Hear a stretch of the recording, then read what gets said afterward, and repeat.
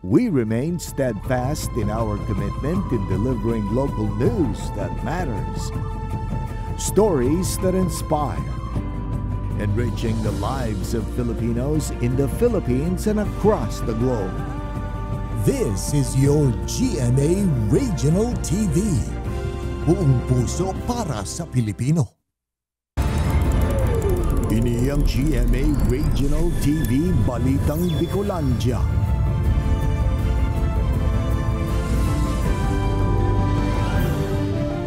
Diyos marhay na hapon mga kapuso, uninaan Balitang Bicolandia. Hatod miyan pinakadarakula asin pinakabagong mga bareta sa Kabikolan. Kami ang tropa nin katotohanan, mahatod nin mga baretang mayong pigkikilingan, mayo nin pigpuprotehiran. Live halidigdi sa GMA Complex sa Naga City, ako po si Kate De La Vieres.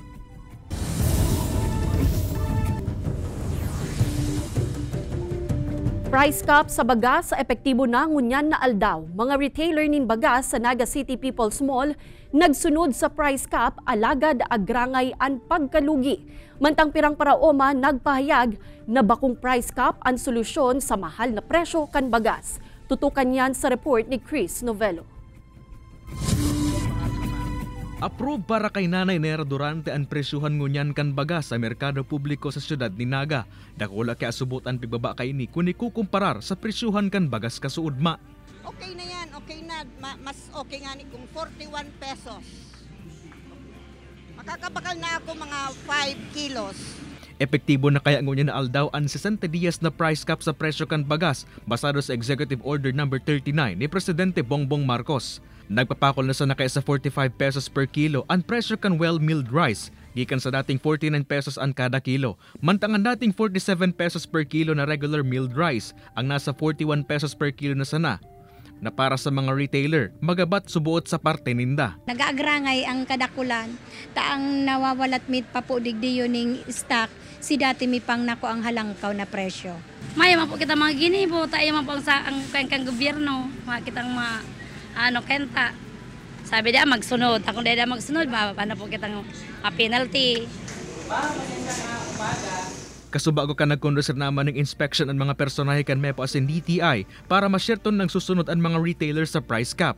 Pero ikwang sa Roma na nanutaran na medyo may kataasan kadikit. Example, itong supposed to be na 41, halangkaw siya by 150. And then itong 45, halangkaw siya by 3 pesos. Ang semana ay masunod sa price cap, papadaran subuot ni letter of inquiry kan DTI. Mientras tanto, para naman sa pirang paraoma, bako ang price ceiling ang solusyon sa naglalangkaw na presyo kan bagas. O yun, si mga nagtutungod. Si mga araw kan sa mga paraoma, pirdi. Mayo kaming nakakuha. Pag may sadiri kaming bagas, dahil kaming problema. Pero pag naubos naman, problema, matungod. Uli kay ini, hagad kan mga paraoma na matawan sa naning ayuda kan gobyerno para mas magdakol pa ang sa indang produksyon na pangsustinir sa supply kan bagas ngunyan. Kay banan si Carlo Abunita, Chris Novello, Balitang Bicolandia. Padagos na pigahatudan kan lokal na gobyerno kan Karamoan, Camarines Sur nin malinig asin maiinom na tubig ang mga barangay na nakapagrehistro nin paglakop kan helang na diarrhea sa mga residente. Marurumduman na para mientras na pigpangalad sa lugar ang bastang pag-inom nin tubig hali sa saindang pigkukuanan na bubon asin iba pang water source. Ngunya na aldaw nagbalik man sa mga apektadong barangay ang mga personahe kan LGU tanganing magatud nin water filtration system, tanganing urog pang masyerto na malinig ang maiinom na tubig kan mga residente. Padagos man ang pakiulay kan lokal na gobyerno sa mga residente na maging rigmat asin pirming magpasiguro tanganing maibitaran na mautro pa ang paglakop kan helang.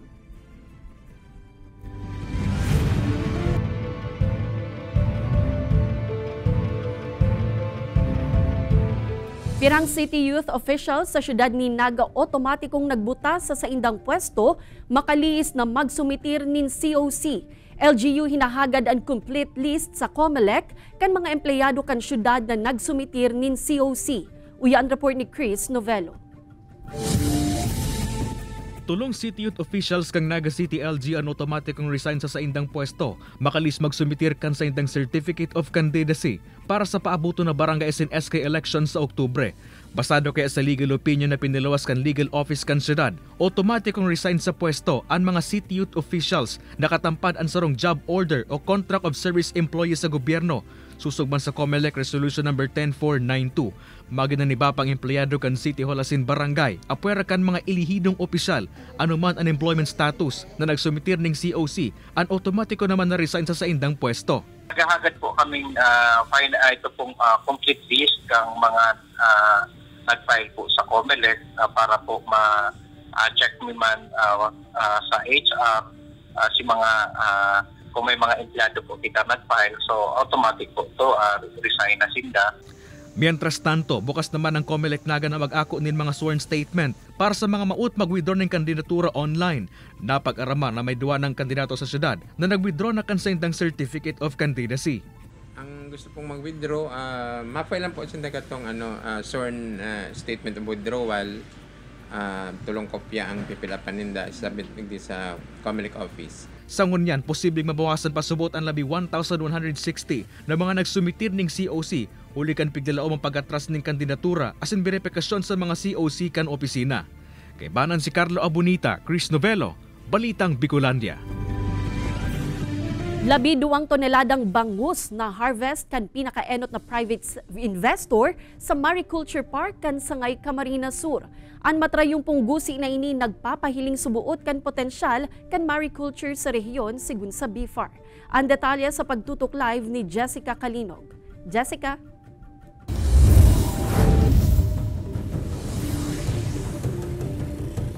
Kate, sigun sa Municipal Agriculture Office kan banwaan in Sangay, depleting o nagdidikit na ang mga sira na nakukuha sa kadagatang sa indang nasasakupan. Saruman ini sa mga rason, kaya pigmaot kan LGU na magmukna nin Mariculture Park kung saan pwedeng magpadakol nin mga bangus asin iba pang klase nin sira. Makalihis ang haros 7 bulan, matrayumpong naka-harvest ni nasa 2.9 tons nin bangus, ang sarong private investor sa ipigmok ng Mariculture Park kan LGU Sangay sa may Atulayan Bay. Pigko konsiderar ini kan Bureau of Fisheries and Aquatic Resources Bicol na sarong importanteng milestone sa industriya kan aquaculture sa rehiyon, asin nagpapahiling man subuot kan potential kaini komo sustainabling hanap buhay. Kaya padagos man ang pag-enkaminar kan Sangay Tourism and Business Development Office sa mga interesadong negosyante na mag-invest sa labi 275 hectares nindang Mariculture Park na kayang mag-akomodar ni nasa 800 fish cages. Ang gusto po kang LGU, madagdagan po ang supply kang sira. Imbis po magdadakol ang mga fisherman, tatawanan po sindaning trabaho. Tadakol kaya po ang kaipuhan ka na tao sa saro pa lang na fish cage. Nasindan na lang po ang nagbabantay duman. Sigun sa Municipal Agriculture Office, techno-demo pa sa nainikan sa indang Mariculture Park, asin digdi sa indaman na nahiling ang mga kaipuhan pang pakarayon. Siring man na naaprobitsaran kung epektibo talaga ang HDPE fish cages na typhoon resilient. So hindi matatakot si investor kasi nandoon naman yung guarantee ni supplier na hindi dapat katakutan yung pagdating doon sa fish cages na baka pagdating ng typhoon wala kaming makuha. Sa banwaan man kan Santo Domingo Albay, nasa 150,000 na mga tilapia fingerlings ang ipigdistribuer kan BIFAR sa 150 na mga small backyard farmers asin fish pond operators, kabali na ang mayon evacuees. Sigun sa opisina, dakula ang ipigbaba kan aquaculture products sa probinsya, kaya nakikipagtabangan sinda sa mga LGUs para matauanin mga libreng fingerlings ang mga paraoma asin parasira. Albay ang isa sa pinakamababa na kwan. So, in my part dito sa probinsya, medyo may mga aksyon na tayo na ginagawa para makatulong din sa kwan sa pagpataas ng production. Sinda po talaga pinaka gusto kong matabangan dahil sinda po sa displays. Antes ang distribusyon, nagkaigwa mo na nin briefing asin hinagad kan opisina ang kooperasyon kan mga benepisyaryo para sa monitoring kan magiging resulta kan pagpapadakula kan mga sira. Dakulang tabang po yan sa pamilya ko para makatabang sa paghanap buhay.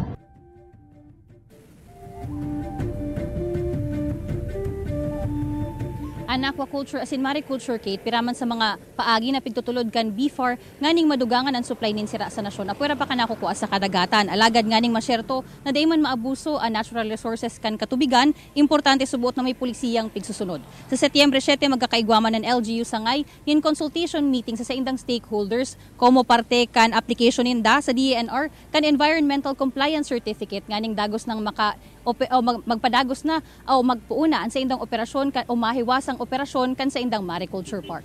Kate? Alright, Jos Mabalos, Jessica. Nagkausanin magabat na bulos nin trapiko kasubagong aga ang nangyaring banggaan kan sarong sedan asin SUV sa kalabaan kan National Highway sa Kadlan Pili, Camarines Sur. Susog sa mga otoridad, biyaheng Pamindanao ang sedan na haling Metro Manila, mantang pasiring naman sa direksyon kan Naga City ang SUV. Alagad pag-abot sa lugar, bigla na sanang nabanggaan o nabangga kan sedan ang kasabatan na SUV. Pigtutubudang nakaturog ang driver kan sedan kan mangyari ang aksidente. Tuluan na irido sa insidente na tulos man na dinara sa ospital. Pangapodan kan mga otoridad sa mga motorista na mag-ingat asin sunodon ang tamang speed limit sa pagmamaneho para malikayan ang mga aksidente. Advice na lang namin na kung medyo nakakaramdam kayo ng antok, pwede niyo muna itabi yung sasakyan nyo, iglip kayo ng konti hanggat makabawi kayo ng lakas para man po hindi tayo magkausa ng aksidente sa iba pa pong sasakyan.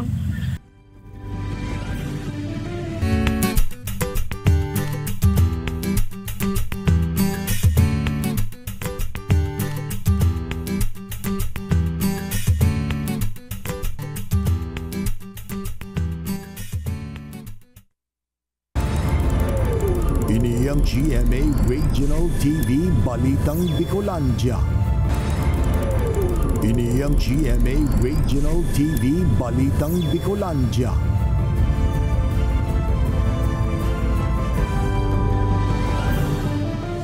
Tulong heavy equipment kan duwang construction firm sa Barangay Humapon, Legazpi City ang sinulo kan daipa na bibistong mga persona. Sa report kan Legazpi City PNP, pasado alas 9 nin aga kan nakaaging Sabado, Setyembre 2, kan makaabot sa inda ang insidente. Sa inisyal na investigasyon kan mga otoridad, 5 armadong kalalakihan na may darang gasolina ang subuot na hiling na nasa likod kan panunulo. Naging padipisilan man ang pagresponde kan mga otoridad kung sain kan maabot ang mismong lugar na tumtumnanin kalayo ang mga lunadan na kinababalehan kan backhoe, bulldozer asin truck. Mayo man nakulugan sa mga construction workers. Sa ngunyan dai pa maaraman ang motibo sa krimen, mantang pigahanap pa kan mga otoridad ang mga sospek na naggibo kaini. Sa base sa initial investigations or sa investigations namin, ay hindi pa namin ma-confirm ito ay dahil doon sa extortions or ano pa mang reason kung bakit ito sinunog. Pigkumpirmar kan Camarines Sur Police Provincial Office ang pagkakarehistro nin sarong insidente nin bayulasyon sa gun ban sa probinsya. Ang may illegal na posesyon kan badil sarong 62 anyos na lalaking residente kan Barangay San Antonio, Ocampo, Camarines Sur. Sigun sa pulisya, nagkaigwanin dai pagkakaintindihan ang lalaki sa sarupang persona hasta sa ipigluwas na kainian sa iyang badil. Sa ngunyan nasa kustudiyan na kan Ocampo MPS ang sospek para sa maninigong disposisyon. Padagos man ang pagkondusir nin COMELEC checkpoint kan kapulisan, tanganing urog pang maibitaran ang mga krimen sa probinsya, mantang paparanina ang 2023 barangay asin SK elections. Land dispute lang yung pinagano niyan eh. And luckily, yun nga, yung may baril siya, although 357, wala naman lamang bala. Nakuha naman and arrested yung tao. No? But sa checkpoint, until this time, wala pa tayong na nakitang violators.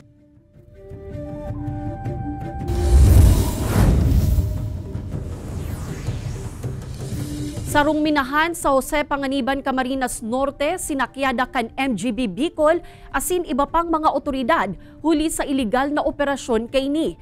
Pirang mga mining paraphernalia na kumpiskar. Ang detalye aramunta sa report ni Rosie Nieva, exclusive. Makalis makaabot sa kaaraman kan Mines and Geosciences Bureau Bicol ang impormasyon dapit sa liwat na pag-operar kan iligal na minahan sa sarong lugar sa Jose Panganiban, Camarines Norte na dati nang ipinasara tulos na nagbilog nin operasyon ang mga otoridad. Bitbit ang mandamiento de Requisa. Sa pangingenot kan MGB, sinakyada kan mga otoridad ang minahan sa barangay Luklukan Sur sa nasambitan ng Banwaan. Alagad na dismaya ang mga otoridad, makalis mayong naabutan ng mga minero, imbes ang manlain-lain ng mga mining paraphernalia ang na-recover sa lugar. Napag-araman na haros 50 metros sana ang rayo kan minahan sa mismong barangay hall, kaya pig-question man kan MGB kung taano taday ini nasisita kan barangay. Ba't siguro hindi nila alam yung kanilang tungkulin? Kaya nga po nung kami ay sumulat, nung kauna-unahan na nagreklamo yung landowner, sinulatan namin yung barangay chairman. Sabi namin, siya ay dapat nagpapatupad din primarily ng environmental laws. Napag-araman na applicant pa sana para sa sarong minahang bayan ang nasambitan ng small-scale mining. Asin sa ngunyan, mayo pa ining permit gikan sa mga otoridad.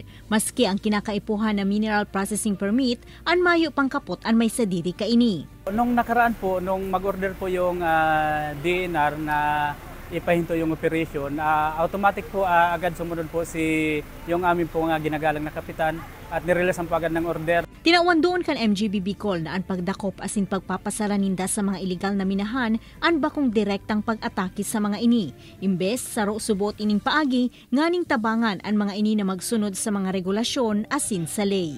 Ini si Rosie Nieva, Balitang Bicolandia.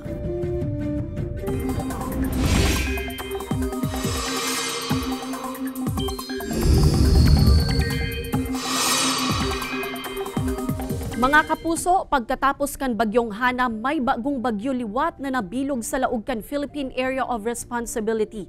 Yan ang bagyong Ineng na huring nanotaran sa 975 km sirangan kan extreme northern Luzon. Dara kaini ang kusog kan duros na 45 km per hour asin pagbugso na maabot sa 55 km per hour. Maluya ang paghiro kaini pasiring sa sulnupan.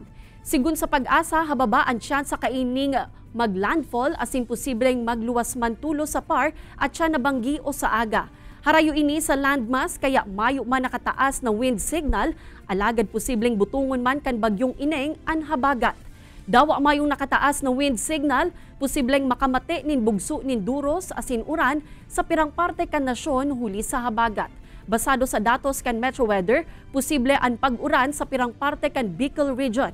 Arog kan Camarines Norte, Camarines Sur, Albay, Catanduanes, asin Sorsogon.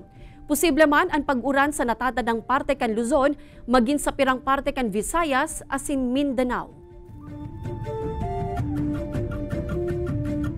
Formal nang binuksan ang mga aktibidad para sa selebrasyon kan Busigon Festival 2023 sa Banwaan kan Labo, Camarines Norte.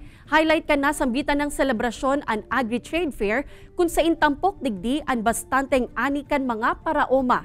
Mababakal digdi ang mga baratong agricultural products gikan sa manlaen-laen na barangay. Tampok man sa festival ang manlaen-laen na putahe, kultura asin ang magagayon na lugar sa Banwaan. Nagpatiribayan man ang pirang eskwelahan sa ginibong street dance competition asin silent military drill. Naglalaom ang LGU na dakula ang magiging ambag kan Busigon Festival ngunya na taon sa turismo asin ekonomiya kan Banwaan. Ang layunin natin ay talagang isulong sa pag-unlad ang bayan ng Labo na kung saan pinasmulaw namin sa pamagitan ng pagpapatingkad ng pagkakaisa.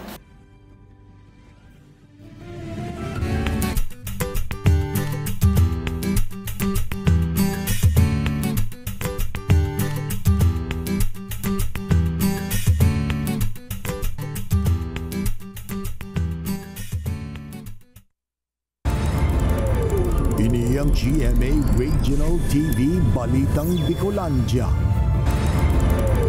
Ini ang GMA Regional TV Balitang Bicolandia.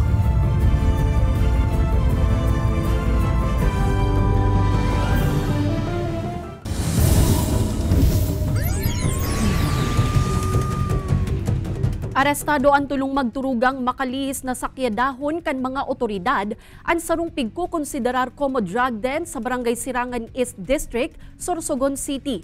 Sigun sa record kan mga otoridad, dati nang imbwelto sa transaksyon kan pigpapangalad na bulong ang nasambitan ng mga persona. Nakuha sa posisyon kan mga sospek ang nasa 15 gramo kan pigtutubudang shabu asin mga drug paraphernalia. Sa ngunyan, nasa kustodiya na kan mga otoridad ang mga sospek para sa maninigong disposisyon.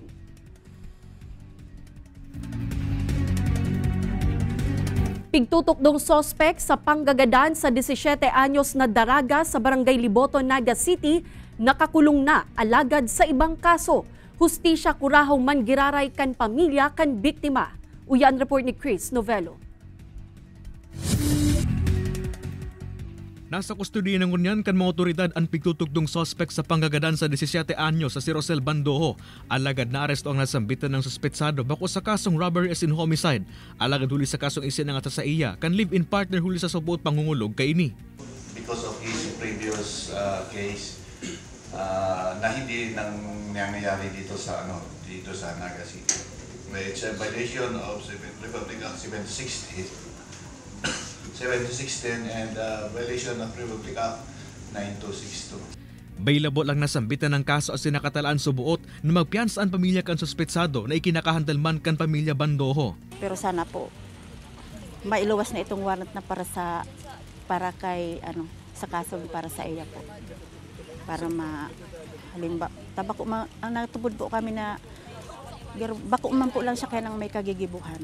Kasuod makuta na ang 18th birthday ni Rosel kung kaya nagpreparar man ang pamilya asin amigo-amiga kaini para sa simpleng selebrasyon. Dawa po, dahil man si Rosel, ma-celebrate man po talaga po kami kaniyo. Kaipuhan mi po tabarkada. Happy birthday to you! Sa kumpleanyo kan daraga, maot kan pamilya na dagos ng mako anostisya asin mapanimbag ang mga nasa likod kan krimen na tuminapos sa mga pangiturugan kaini.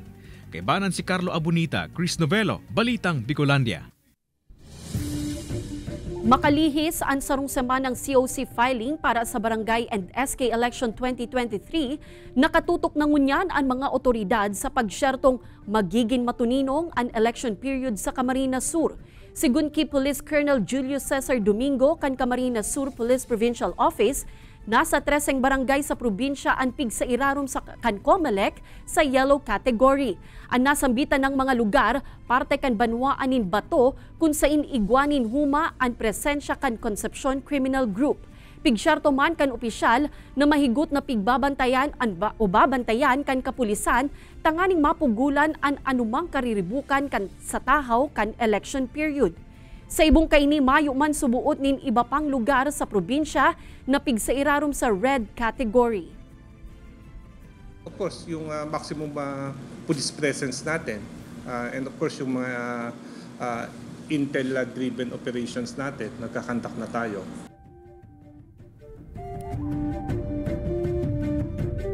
Padagos ngunyan ang pigigibong konstruksyon kan mga comfort room sa pirang mga lugar sa islang probinsya kan Catanduanes. Flagship project ini kan provincial government kung sain target nindang marealisar ang zero defecation sa probinsya. Obheto kaini na mapangatamanan ang kapalibotan asin malikayan ang paglakop kan helang na posibleng makaapektar sa salud kan mga residente. Sa ngunya nakikipagtabangan na ang LGU sa iba pang mga opisina asin ahensya para magkaigwanin sanitation access ang kada katandunganon sa paagi kan WASH program kung sain libre ang pananaonin materyales sa pagpagibo nin banyo asin access sa malinig na tubig para sa mga residente. It's about time na tabangan tang mga household ng every katandungan na di kaya magpagibong mga private CR na magkaigwaning sa dirig. Ngunya na semana na ang pagpupuon kan mga darakulang civic asin religious activities sa Peña Francia Festival. Ninhuli kaini piga-antisiparan kan mga otoridad ang posibleng pagbutwa kan mga petty crimes siring kan pananalisi, panahabon asin iba pa. Kumunsubot ining nangyayari sa mga mataong lugar kung saan pigsasamantala subuot kan mga parahabon ang pagtiripon kan tao tanganing makapambiktima. Ninhuli ka ini pigpapalikay kan security cluster kan JOC ang publiko na maging rigmat tanganing maibitarang mabiktima nin siring na mga krimen. Apar sa mahigot na seguridad na ilalatag sa mga mayor na lugar sa syudad, mabugtak man subuot ang mga ininin assistance desk na madudulukan kan publiko and kasong mabiktima nin siring na mga krimen.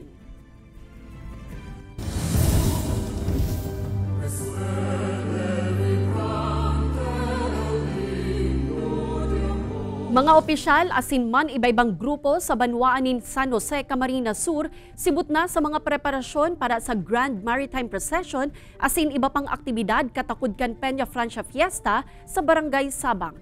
Uyan istorya ni Jessica Calinog. Sibut na sa pagsukol kan espasyo sa luwas kan simbahan kan San Padre Pio sa Barangay Sabang, San Jose, Camarines Sur, Sinda Edi, pun Setyembre 7 hasta 10 kaya. Ang nabistong Bancheto de San Jose sa indang dadarahon digdi katakod kan selebrasyon kan Peña Francia Fiesta. Para po makatabang kita sa mga taga-Sabang, lalo na po sa tuyong simbahan, asin para maipaabot man sa mga kadaklan na ang Bancheto, padagos po na nagtatabang, para mahiras min po ang samuyang kakayahan, lalo na sa pag-abot sa negosyo, asin pagtabang sa mga nangangay po. Inyan saro sa mga highlight mo niya na taon sa selebrasyon kan local Peña Francia Fiesta sa Barangay Sabang kung sa impiglalauman ang pagruso kan dagmang mga deboto. Parte man kaini ang pagkondusir kan sa indang bersyon kan traslasyon procession, military parade asin pagsakay sa imahe ni ina. Alagad imbes na sa salog sa kadagatan inigigibuhon. Safety po may limitado sana po ang tigsasakay sa mga bangka. May mga tigtatao man po kami ning pass na para kung pirasa na talaga. Kaya aram kang Coast Guard tigbilang man po kang Coast Guard ang tigsasakay. Pigpo na namang ipatag ang mga baybay sa parteng inikan barangay. Digdi isasakay ang imahe ni ina, makalihis iprosesyon gikan sa simbahan. Sa kaibabiyahe lunad kan Baroto pasiring sa Talisay Port kung saan man gigibuhon ang misa. Pag-arog ka ng panahon nin August saka September, kuyan po bagay ting-ating so most kan mga tao digdi, they nakakapanaga. And then they rely so much on the bounty of the sick. So, naisipan ining okasan aktibidad na ini, tanganing magkaigwaman ang partido talaga nin sa diring. Bako man na kinokompetensya itong sa selebrasyon sa Naga, kundi nadigdi, at least menos na ang gasto. Sa Setyembre 9 nin hapon, gigibuhon ang Grand Maritime Procession. Rinibong mga deboto liwat ang piganti si parang madayo digdi gikan sa man iba-ibang lugar sa partido area asin pagtaraid na lugar. Kaibanan si Jovel Obiso, Jessica Calinog, Balitang Bicolandia.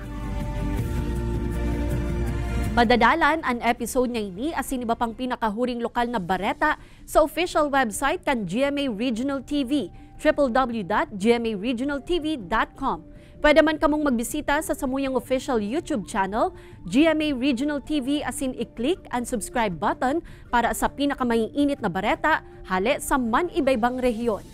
Mabalos sa mga kapusong Bicolanong nagantabay, maging sa mga kapuso nyato abroad, ninhulita sa GMA Regional TV, Local News Matters. Asin yan ang pinakadakula asin mainit na bareta sa Kabikolan. Ako si Kate Dalovieres. Kami ang GMA Regional TV Balitang Bicolandia, bilog na puwersa para sa mas dakulang misyon asin mas mahiwas na pagsirbi sa nasyon.